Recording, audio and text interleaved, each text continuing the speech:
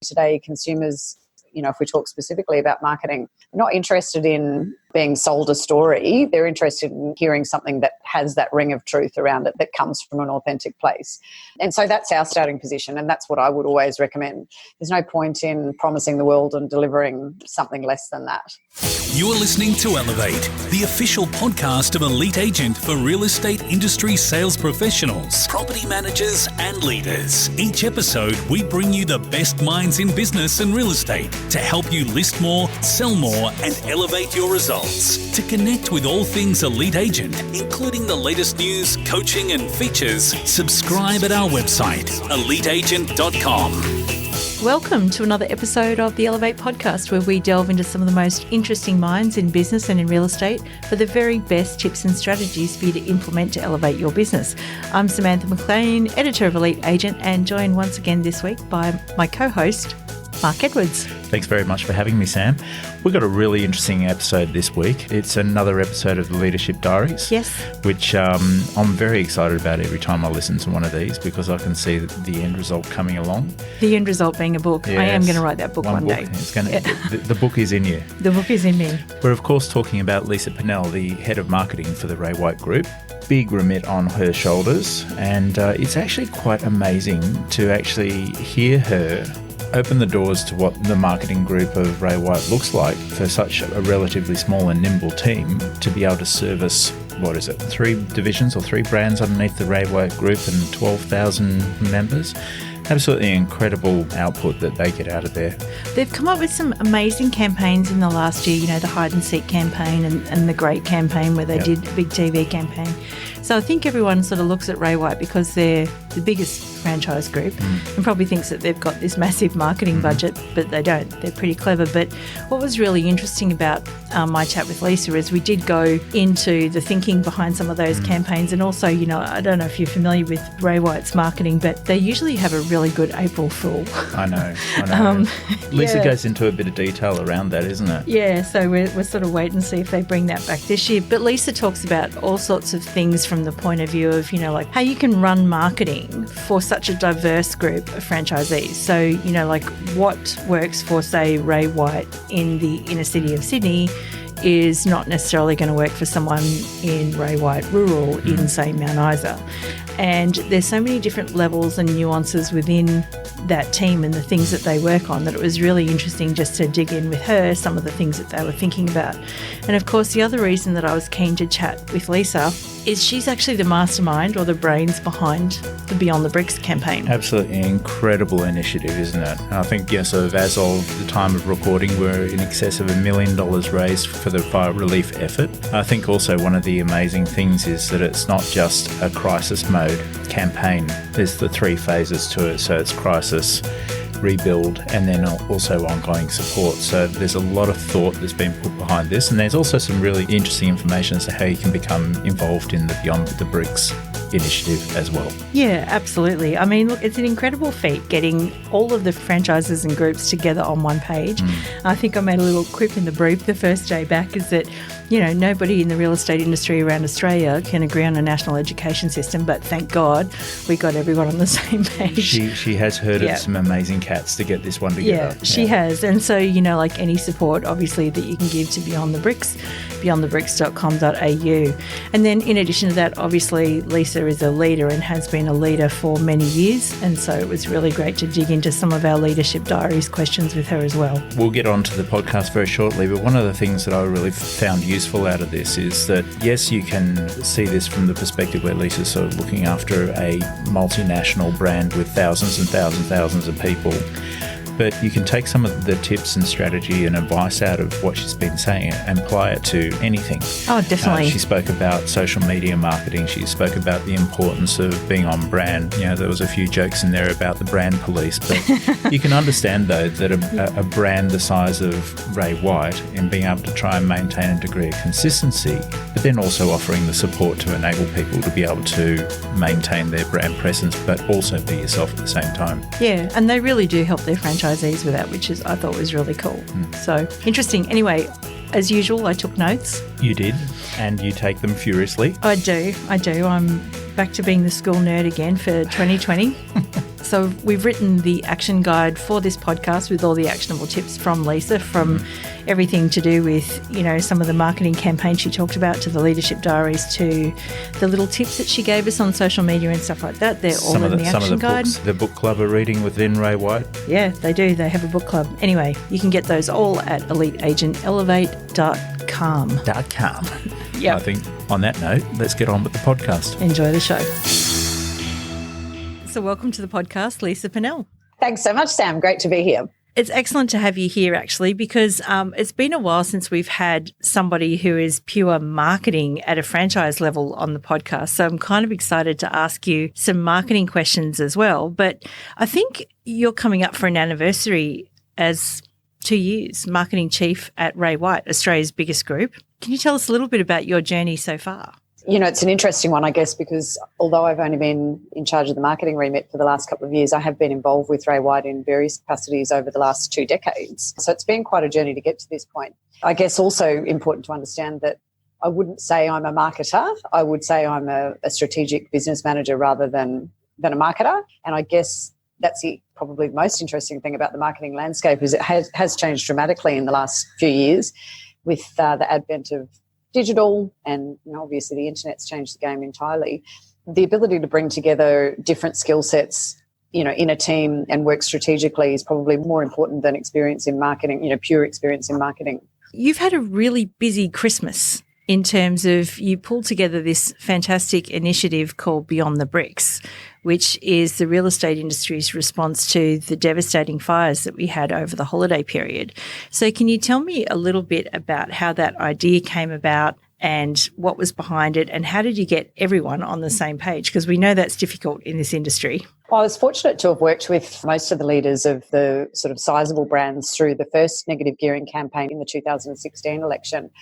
I guess there was already a relationship there, and that was actually the first time that the industry had collaborated on anything of that scale. I can claim the idea to bring the industry together, but I certainly can't claim much more than that. It's definitely been a team effort. My team has been instrumental in pulling together collateral and websites and all of that sort of back-end stuff. But certainly each and every group that's participating has played a part. And I've actually been overwhelmed by the enthusiasm by which everyone has embraced the concept. Yeah, so tell me about how some of the groups have been supporting the initiative. I guess every group's sort of got their own plan and is handling the relief effort in different ways. Some groups have elected to pledge or contribute part of commission from each sale, or perhaps a transaction. It could be on property managements as well. Some groups are doing gold coin donations at open homes. Some groups are having charity fundraisers, might be an event or a charity auction. And other offices are sort of very much localised areas doing different things by different offices. So I guess this is an umbrella campaign, but each network and each office, in fact, within those networks has the ability to personalise or localise their campaign to whichever charity they want, whichever initiative they see value in. How much have you raised so far? It's been a big effort. Yeah, well, within 2 weeks, we'd hit the $1 million mark in sort of contributions and pledges. I guess the sky's the limit. I've probably already exceeded where I had initially hoped to reach by this point. So hope that we continue to fundraising, well into the next few weeks and beyond. Yeah, well, I know there's a lot of support, and if we can help you in any way we can, obviously we will. I think the main thing is that people have got to remember, in amongst the different things that are going on in the world, that these people still need help. And so I did notice that there was 3 phases to the plan. So can you just talk us through what the thinking was there? Sure. I think being so closely involved in local communities, real estate agents of all industries understand that the long-term repercussions of these types of instances. We all have amongst our different networks people that, live and work in these communities, and we're hearing the stories firsthand. So the 3-phase approach was all about not just being there when the disaster happens, but well beyond that. These communities can take years to recover economically, and the impact goes well beyond those who are initially suffer a loss of their home or their business. So the first phase is all about relief. That's the crisis moment where fundraising is really, really important, and that's probably where most of our efforts are focused right now. In the middle phase, we're talking about rebuilding, obviously helping people rebuilding their homes, rebuilding their communities. That's the phase in which collecting goods that people have lost, being able to collect those goods on behalf of St Vincent de Paul will come into play. And the third phase is all about restoring those communities. We all have quite significant reach in terms of PR, the ability to tell stories, the ability to assist those economies, regenerate those economies. So we'll all be focusing on what we can do around that. There's nothing like when the human spirit sort of gets going that there are some amazing stories that come out of adversity. So definitely looking forward to hearing more about the program as it goes on. If anyone who is not involved in the program now wants to get involved, how do they go about it? Just get in touch. We're here. We're, ready and waiting. The invitation's open to any group and any business in the industry. I guess if they're smaller offices, they can start up their own fundraiser without even having to call anybody, because from the homepage you can set up a fundraiser, upload your business logo and start collecting funds for the charity of your choice. There's 4 different charities currently on the website: Salvation Army, Red Cross, St Vincent de Paul and World Wildlife Fund Australia, which is focused on not only animal rescue but climate issues and reforestation, restoration of habitats. So they can set up their own fundraiser. If it's a larger group that needs its own page, that's going to have multiple offices wanting to do their own fundraisers, get in touch. We can help them with that as well. Yeah, amazing. Now, Ray White had quite a big 2019, even though the market was a little bit down. We still saw the Ray White network grow. Yes. And a lot of good news coming out of Ray White. So I'd love to ask you a few questions about some of the marketing campaigns that were intertwined in that, because it was a big year for marketing in Ray White. Yes, it was. Kicking off with the Great campaign. Yes. So what was the inspiration behind the Great campaign?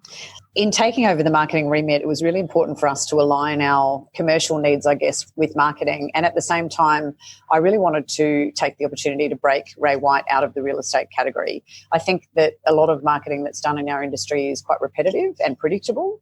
The last thing I wanted to do was have another free appraisal in your street type Joel Spring has sprung, if I see another one of those.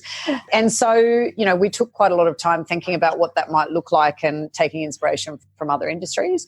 The Great Australian Dream campaign was completely out of the box. It probably shocked quite a few people that we took such a sort of left of centre position. But we did achieve what we wanted to do. We did break out of the category. We certainly attracted a lot of attention. And it was certainly something that signified the very first big brand campaign.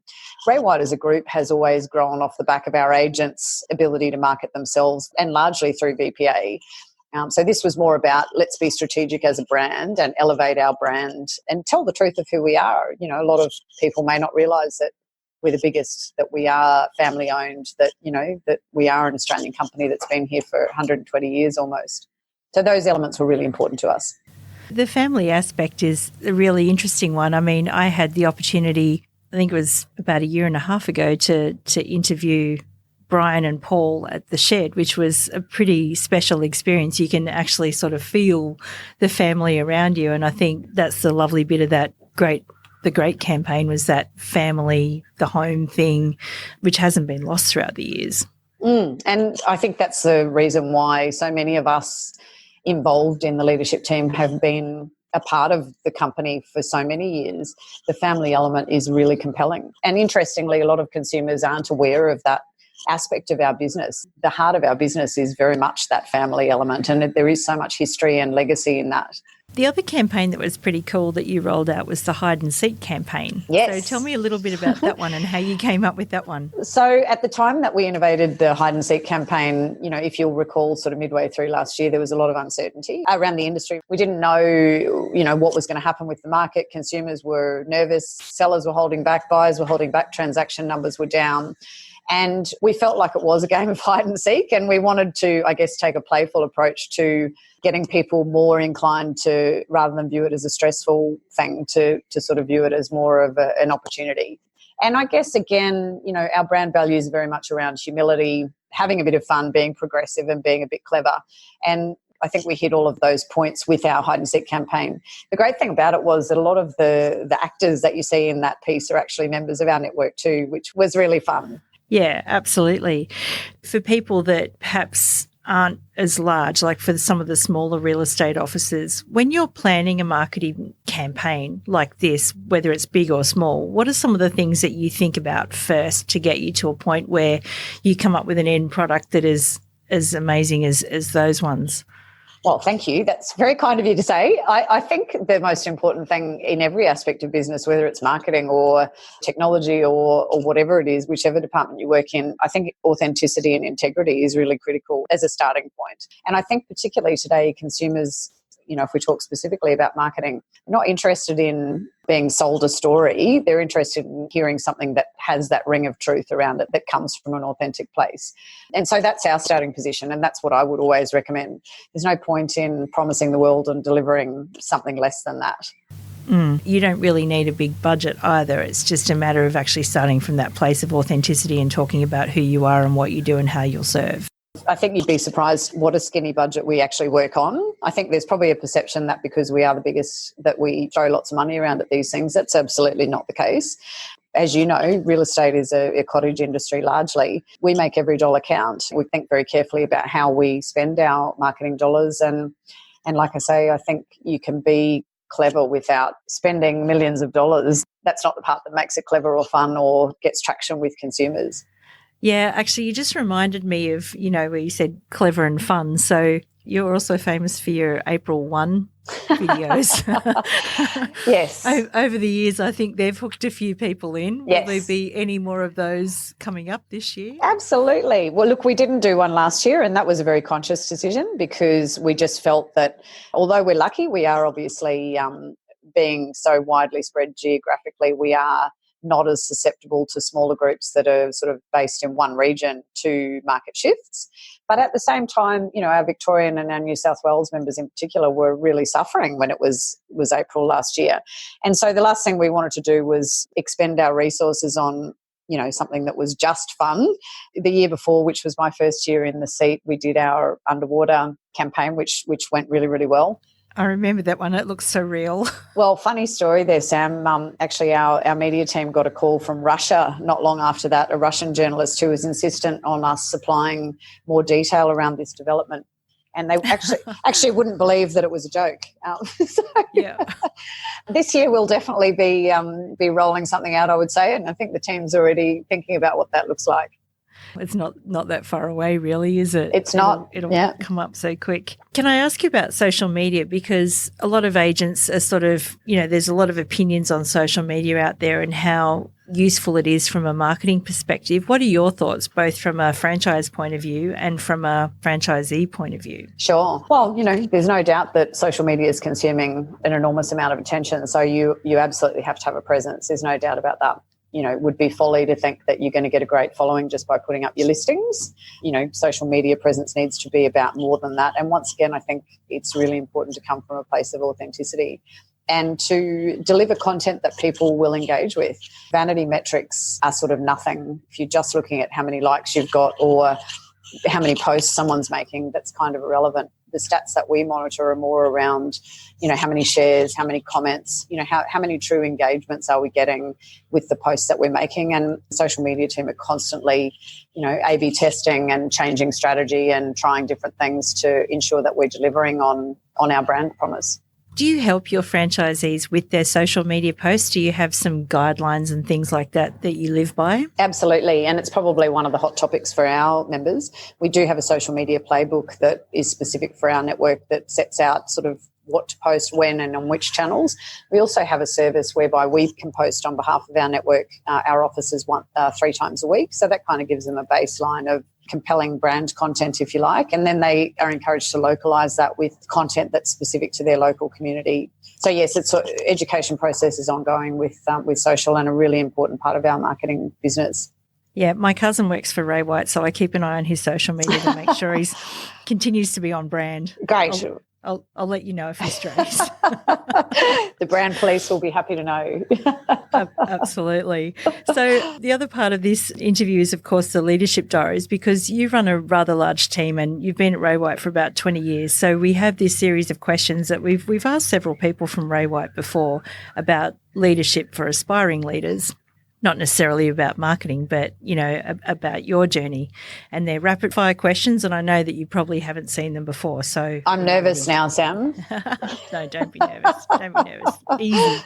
Okay, so what was your first job and what did it teach you? Oh, I lugged fruit in a fruit shop, actually. It taught me that I'm carrying 20 kilos of potatoes when you're 45 kilos is really hard. But if you want to play with the big boys, you've got to give it a go. That's good advice. What does the first hour of your day look like? Are you a 5 a.m. clubber? No, I don't go to the gym, if that's what you mean, first thing in the morning. I am more clear my head, check my email, make sure check my calendar and figure out what I have on for the day so I can get programmed and in the right headspace. Probably also importantly see what gaps I have in my day and think about what I can get done in those gaps. That's probably my setup for the day. And can you name someone that has had a tremendous impact on you as a leader? I do have a mentor and business coach I've sort of worked with for many, many years who's an incredibly inspiring lady called Jane Anson, and I would say she's been an enormous inspiration to me. This is a tough question because I know there's such a heavy emphasis on education at Ray White, but who would you say you're learning from most right now? My team, I would say. I think leading is about following as much as it is about leading. So I think that's probably the most enjoyable part of my job and the part where I learn the most, and I'm constantly learning. Let me ask you this question from a marketing perspective is where do great ideas generally come from in your team? And what has been a recent great idea, perhaps one that we haven't talked about? Ideas are very organic in my team. My team is really collaborative. And so a great idea might come from one of our media guys or one of our designers, or it really could come from anywhere. And it's difficult to pick a great idea because oftentimes when we have a great idea, it's hard to pinpoint one person that it's come from because an idea will be built on and changed and challenged in group discussions.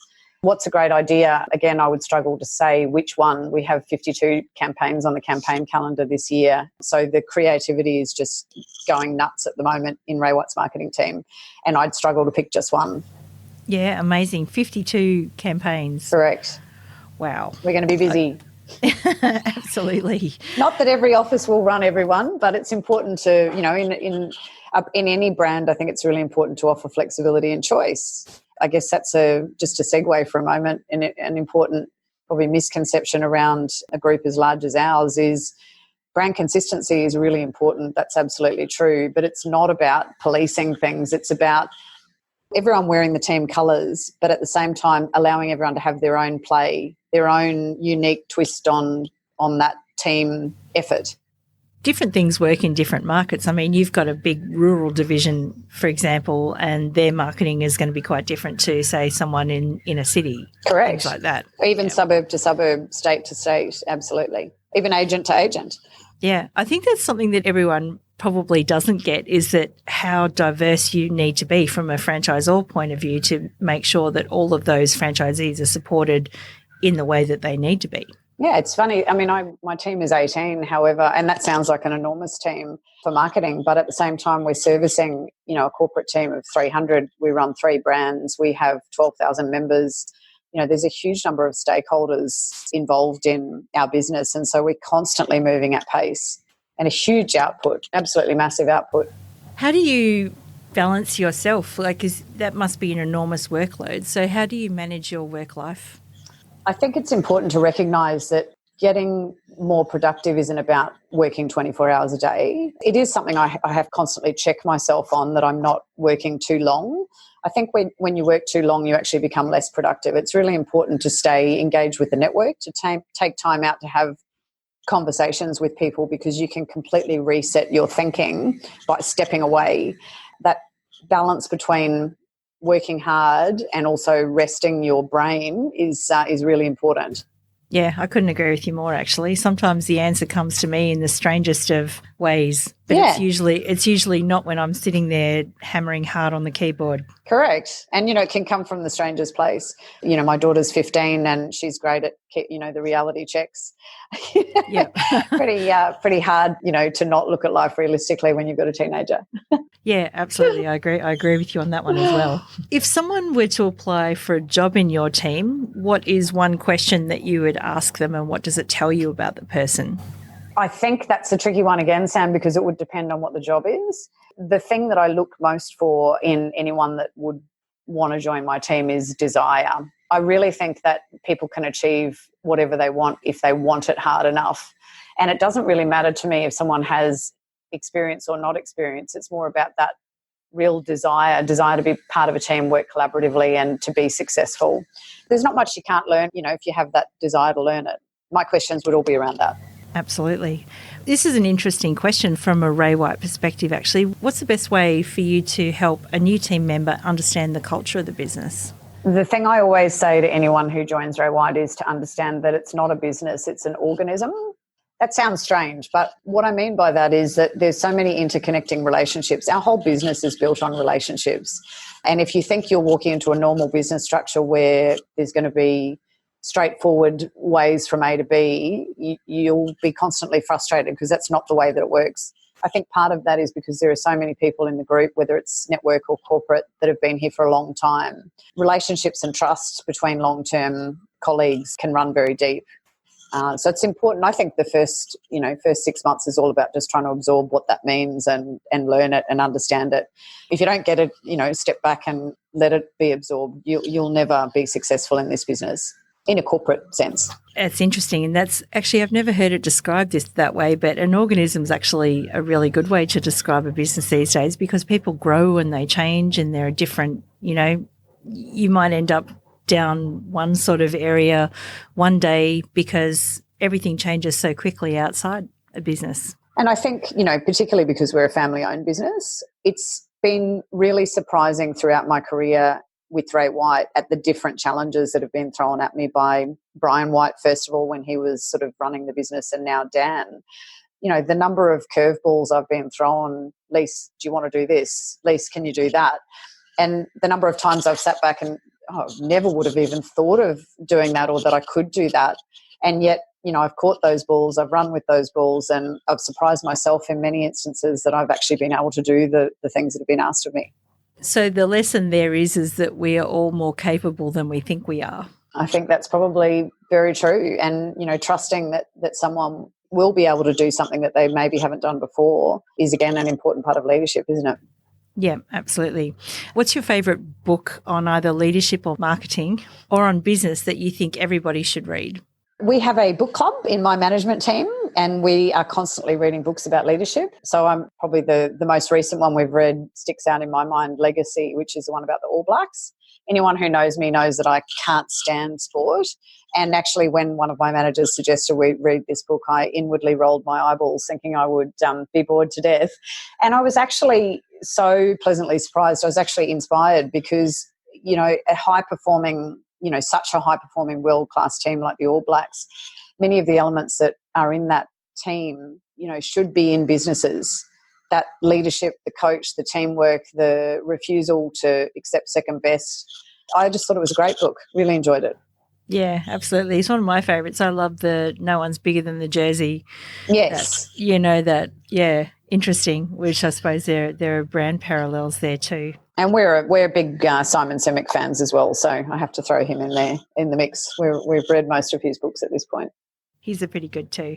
So, Lisa, thank you so much for spending some time with us today to talk about marketing and beyond the bricks and leadership in general. It's been really good, and I'm sure people are going to get a lot out of some of your answers there.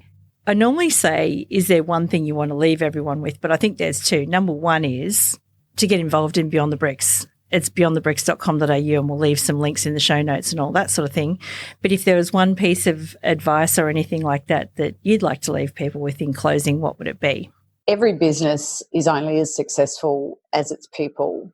Take the time, spend time with your people. It'll never be wasted time. That's all there is, ultimately. I'm concerned about the digital age, distancing people from each other, and that, can be counterproductive to good relationships. So spending time face to face, not sending text messages, not sending emails, actually spending time. I don't think there's any better use of time as a leader. Yeah, absolutely. Great advice, Lisa Pennell. Thank you so much. Thank you, Sam. Have a great day. To connect with all things Elite Agent, including the latest news, coaching and features, subscribe at our website, eliteagent.com.